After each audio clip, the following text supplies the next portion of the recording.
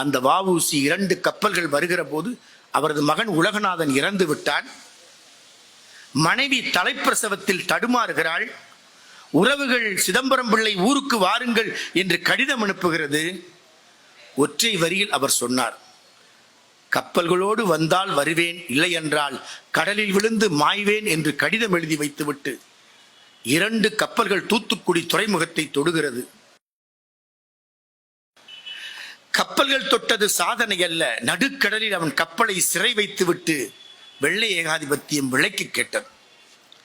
அந்த தன்மான தமிழன் சொன்னான், நடுக்கடலில் உப்புக்காற்றில் என் கப்பல் துருப்பிடித்து அழியுமே ஒழிய ஒருபோதும் நான் வெள்ளை ஏகாதிபத்தியத்திற்கு விற்க மாட்டேன் என்று சொன்ன தன்மான தமிழன் அவன்.